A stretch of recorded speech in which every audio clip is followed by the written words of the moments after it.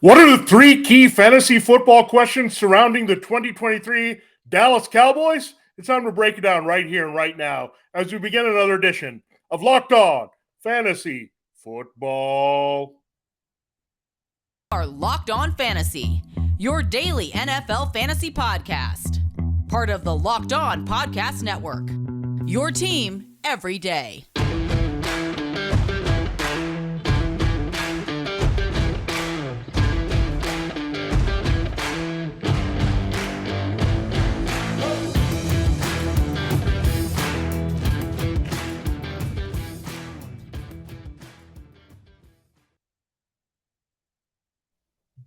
Greetings, everyone, and welcome to another edition of the Locked On Fantasy Football Podcast. As usual, I'm your host, Vinnie Iyer. When I'm not doing this, I'm writing about NFL and fantasy football for sportingnews.com. It's a big time in the NFL offseason. OTAs are underway here.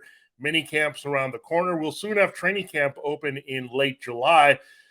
To get there, we need to answer some key questions here, at least try to figure out what's going to happen in fantasy football with all 32 teams. So we're going to start a new series here on Locked On Fantasy Football.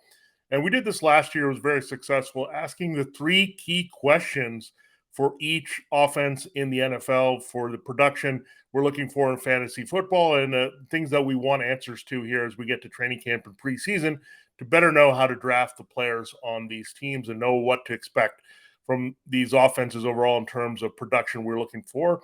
Yards and touchdowns. That's the name of the game in fantasy football, and we want to see where they're going to come from and the abundance of that production. So we'll break it down here for you. We're going to start with the NFC East, as we like to do with these series, and we start with the Dallas Cowboys. It's a good team, marquee team to dive right into. That means we'll go through the rest of the division here this week, so that'll work out nicely. We'll have the New York Giants, Philadelphia Eagles, and Washington Commanders here and look at all the questions surrounding those teams as we finish up this week here on Locked On Fantasy Football. Thanks again for making Locked On Fantasy Football your first listen today. We're free and available wherever you get your podcasts. Every day there's, again, a good series here to dive right into. We'll get to all 32 teams here. If there's breaking news, we'll take a break from our series here, but we'll go through all 32 teams here before we get closer to training camp in 2023. So we'll dive into the Cowboys right now. And really, it's an interesting team because they dismissed Kellen Moore. Mike McCarthy wanted to take full control of the offense. Well, he kind of did. Brian Schottenheimer is the offensive coordinator. He was a staff member last year, so he gets promoted to coordinator in Moore's role. But Mike McCarthy is set to call plays here more in his style, going back to his days with the Packers. So they didn't like some of the things Kellen Moore did, maybe limiting some of the key plays and reliable plays that they could use in the playoffs, and it kind of let them down. They had some big playability, of course, with Moore, and we saw some gaudy passing numbers from Dak Prescott, but the inconsistency was there with the running game and just not executing in key moments here with this offense. So they felt they needed change. I think the Chargers will also benefit from Kellen Moore getting there and opening up their offense to take advantage of Justin Herbert. So I think they wanted to restrain things, change the way they approach the offense here in Dallas, more so like we saw in Green Bay for many years with Aaron Rodgers and the Packers with McCarthy. So we'll get into that. The three key questions. Number one is, what is the potential of Dak Prescott to have a rebound season? Now, last year wasn't as bad as we thought. He did finish 20th among QBs, but he did miss 5 games. He also was 13th, so he was a QB2 when you look at the average points per game. So fell well off here. The previous season, he finished 9th, so pretty solid QB1. That's where he's ranked in a lot of consensus expert places here this season, so expecting him to go back up there. The previous year, we know he had the scary ankle injury, so he's able to recover and get that big season in 2021, but he finished 30th, of course, getting hurt against the Giants, and we're happy he was back on the field. Before then, he finished 3rd in fantasy football scoring, so had a big year, and before that, he had a slip to 15th, so it's been up and down, roller coaster involving injuries. He's been a top 10 quarterback for a couple years. He's dropped in to the teens and well beyond that because of injuries in 3 of the last 5 years. So it's been a roller coaster ride for Dak Prescott. Now it's a new offense. He was rolling and putting up some numbers in Kellen Moore's scheme until last year, where the interceptions went up, the touchdown passes didn't go up. There weren't a lot of sources for production there. They also rushed very effectively for scores with Tony Pollard and Ezekiel Elliott, so didn't have to pop in a lot into the end zone there through the pass. And Dak has also cut down his running, which was a big element that he added and padded his stats with some rushing yards and touchdowns there. So Dak, that was a natural thing you would think coming off an ankle injury where you were concerned about moving around. So maybe you'll get a little bit more of Dak doing that. But I think when you look at the Brian Schottenheimer offense in conjunction with Mike McCarthy, I think it's getting the ball out quickly. West Coast principles here, using the running game to set up the downfield passing game and shots to come that way versus forcing it and being aggressive. You're going to see more crisp routes to get the ball in guys' hands and open field after the catch versus having them go downfield, come back to the ball. So definitely things we're going to look at differently. And we look at the seasons that Russell Wilson had. He had 3 years when Brian Schottenheimer was last an offensive coordinator in the NFL actually calling plays. And he finished 8th, 5th, and 5th in the 3 seasons Schottenheimer was in Seattle in fantasy football scoring at quarterback. Now, he had a lot of key weapons there. He had the biggest numbers come in the touchdown department. That's where Wilson kind of really shot himself up here. He was very efficient in the offense. You didn't have a lot of yardage. There wasn't big yardage. You're around 3,800 to 42 in that range when you're passing and going for those yards. So you expect, again, to be a little bit run heavier. It's interesting without Elliott. I think they're confident in the other backs they have, and we'll answer that question with Tony Pollard in our second segment here. But Dak does have very strong rebound potential. Again, when you look at the numbers, points per game, he was 13th, so just outside the quarterback ones.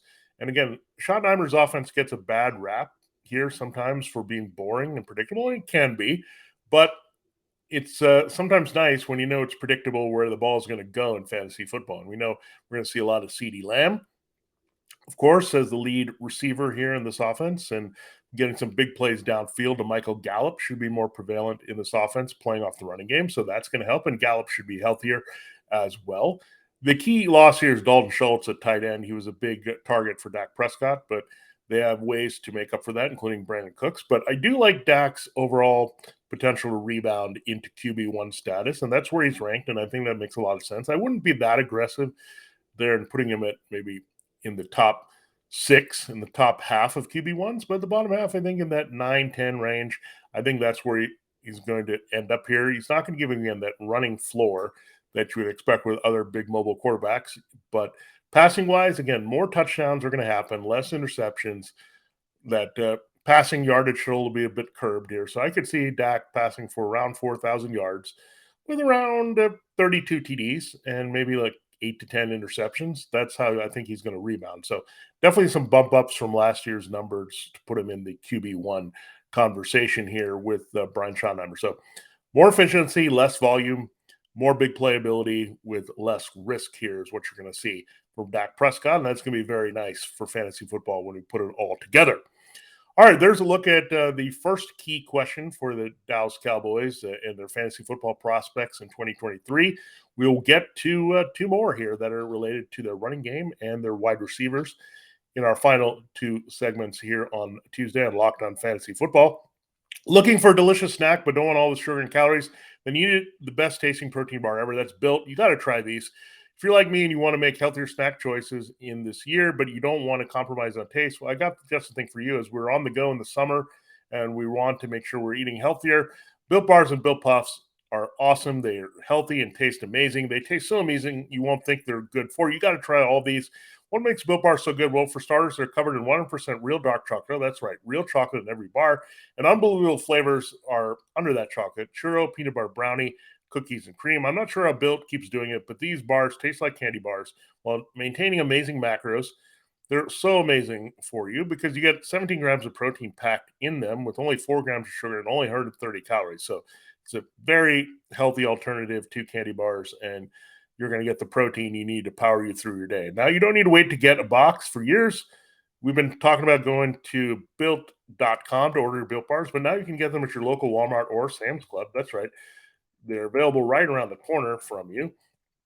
Head to your nearest Walmart. You'll find them in the pharmacy section where you can grab a box of 4 bars, so cookies and cream, double chocolate in bars, or coconut puffs. If you're close to Sam's Club, you can grab a 13-bar box where you can find hit flavors including brownie batter puff and churro puff. You can thank me later.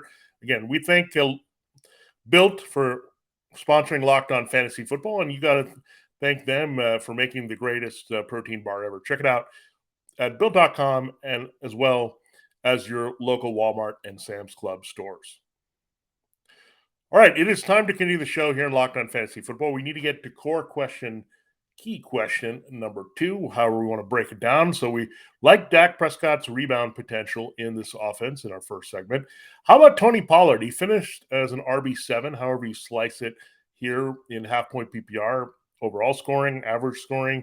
He was durable. He got the job done. So everyone's saying, when is Tony Pollard going to break from Ezekiel? Well, he already did that last year where he was the dominant force here in scoring. The touchdowns really helped. He scored a dozen there, and that really put his numbers over the top here. But Pollard in 2021 had 169 touches and went up to 232 last year, which is great because we look at the Brian Schottenheimer history. He's had some time with Chris Carson, going back to Thomas Jones when he was the offense coordinator for the Jets. They like to put at least 250 touches on their lead healthy back, and that's what we've seen there in the past. So that's really good news for Tony Pollard because he's a guy averages more than 5 yards per carry. He's a very effective receiver. He's a good scorer as well. And there's no Elliott, so he's not going to punch into his workload anymore. And these guys behind him, you have Malik Davis, a youngster trying to prove himself. Ronald Jones is just, we know, an early down power back at this point, pedestrian, former Buccaneer. And you have Deuce Vaughn, a little change of pace. You could see him on special teams as well. So Vaughn actually might be the threat to Pollard for the key touches. I think Davis is going to be straight up backup.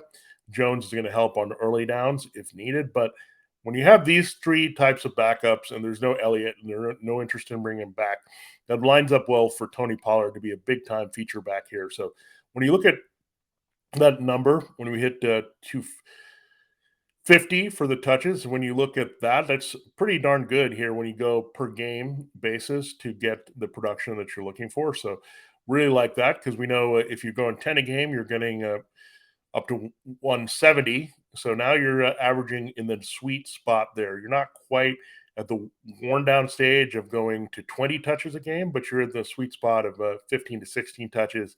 And Pollard is very effective with those touches because he scores. He gets a high average there with his receptions and running ability. So that's the thing is here. He's got to maintain the explosiveness. So you don't want him to be overburdened here to shoot him above that. I mean, he's ranked just about at RB7 and half-point PPR. So I think he can retain that value.